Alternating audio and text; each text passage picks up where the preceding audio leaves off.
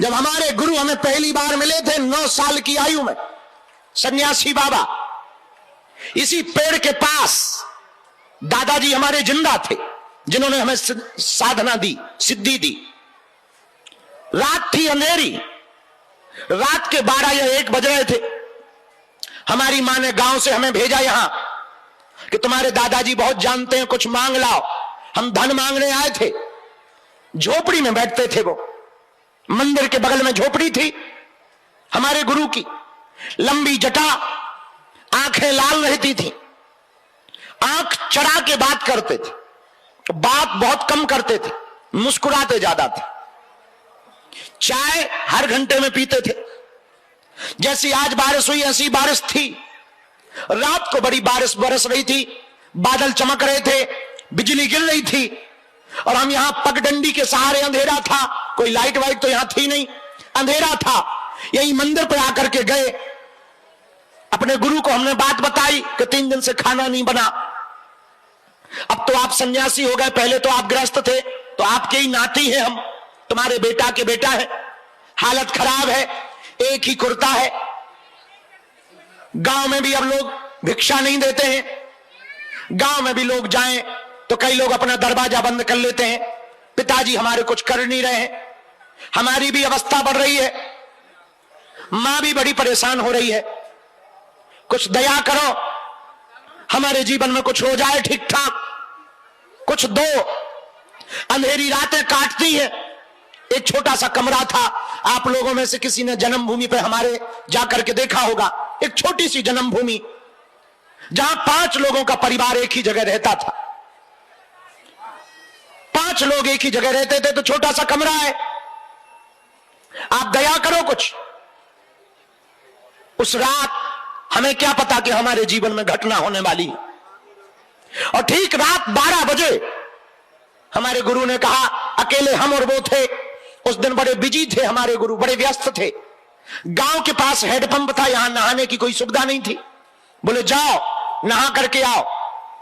और हम स्नान करके आए, हाथ में बाल्टी ली, एक फटी हुई तौलिया थी हमारे पास, उसको हमने पहना। ठंड लगने लगी तो जो धूना गुरु ने रमा रखा था, उस धूना को हम तापने लगे। रात को 12-1 बजे के बाद जहां सन्यासी बाबा की समाधि है, वहां पर हमारे गुरु हमें ले गए। और 40 मिनट तक दादाजी कुछ पढ़ते रहे। पता नहीं, इतना याद नहीं हमें रात का, पर कुछ पढ़ रहे थे वो। और बड़ी जोर से हवा चली, और हमसे उन्होंने पहले ही कह दिया था कि तुम्हें डरना नहीं, हाथ जोड़ लो। हमने हाथ जोड़ लिए। बोले डरना ना। तो इधर उधर हम देखने लगे, बच्चे ही थे, कभी पीछे देखे कभी आगे देखे। अंधेरा था, यहां इतना कुछ बना भी नहीं था, एक झोपड़ी भर थी। डरने लगे तो देखा कि जो पेड़ लगा है अभी समाधि के पास, पलास का, छेवला का, वो पेड़ बड़ा हिल रहा है। हमें लगा बारिश का मौसम है, हवा चल रही है, इसलिए हिल रहा होगा। पर उससे बड़ी जोर जोर की एक आवाज आई, और एक कोई 16-17 फीट का लंबी जटाओं वाला, एकदम चमकती हुई त्वचा, और हाथ में एक बड़ा सा चमीटा लिए हुए, और पैर में बड़ी ऊंची खड़ाऊ पहने उतर रहा है। अब बड़े नीले रंग की एक लाइट गिरी तो हम डर गए। हमने अपने गुरु को पकड़ा, रोने लगे। बच्चे थे तो रोना स्वाभाविक था, और इतनी लंबी हाइट का कोई देख ले, हम तो तुम रोने लगोगे। रोने लगे तो हमने जोर से पकड़ा। हमारे गुरु ने थपकी मारी, और डरो मत, बात करो। और गए हम। थोड़ी देर में सांस आई, ठीक लगा, तो पूछा डरते डरते कि कौन हो तुम। उसी रात जो पहली आवाज निकली थी हमारे गुरु की, वो बड़ी अजीब आवाज थी। आज भी हमारे कानों में वो गूंजती रहती है। और वो सीधी सी आवाज थी, बड़ी करुणा से भरी हुई, मानो कोई रोता हुआ, गला भरा हुआ बोल रहा हो। और सीधी सी आवाज कि मैं तुम्हारा बड़े दिनों से इंतजार कर रहा था। थोड़ी देर आंखें मिली, थोड़ा लगा कि हम पहचान गए, तो हमने कहा कि हम नहीं पहचाने। तब हमारे दादा ने बताया पीछे से कि ये तुम्हारे गुरु हैं पिछले जन्म के, और ये तुम्हारा इंतजार कर रहे थे, और तुम्हारे जन्म होने के पहले हमारे सन्यासी बाबा ने हमारे दादा को कहा था कि रामकृपाल गर्ग के जो बड़ा बेटा होगा वो जन्म के ठीक बाद हमें दे देना। तो हमने कहा कि हमें तो पता नहीं, ये बात सही है कि हम रामकृपाल के बेटा हैं, पर हमें कुछ याद नहीं आ रहा। थोड़ी देर बातें हुई, जब याद आई लगभग 40 से 42 मिनट तक उस दिन बात हुई।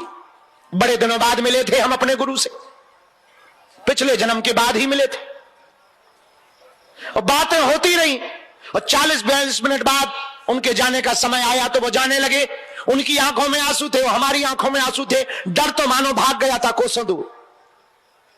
और जब जाने का समय आया तब हमने उनको कहा कि आप हमारे गुरु और हम आपके चेला, पिछले जन्म के भी गुरु, इस जन्म में भी आपने अब दीक्षा दे दी है तो कुछ ना कुछ तो देना चाहिए, बिना दिए जाएं कैसे आप, और हम पे कुछ है ही नहीं।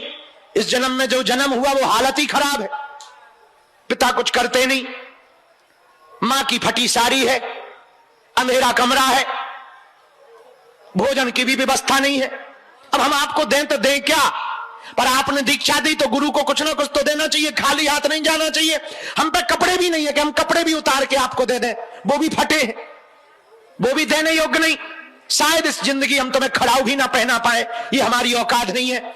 जाते जाते हमने अपने गुरु के चरण को पकड़ा और कहा आज से हम ही तुमको अपने आप को देना चाहते, और हमारे पास कुछ नहीं है। इतना कहा कि हमारे गुरु का जो जवाब था वो जवाब आज भी काम कर रहा।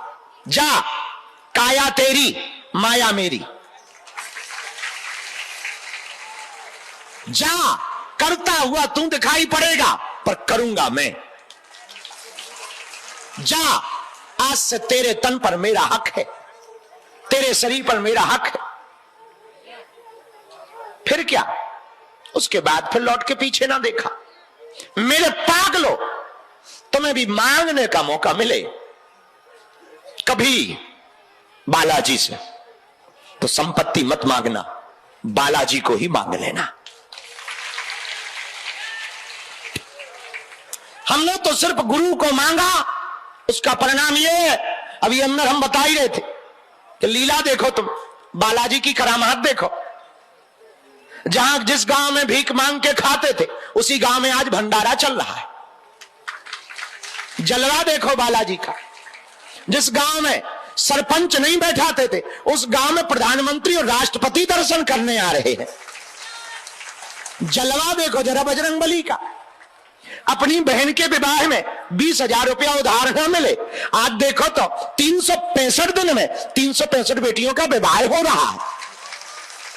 जलवा तो देखो हनुमान जी का।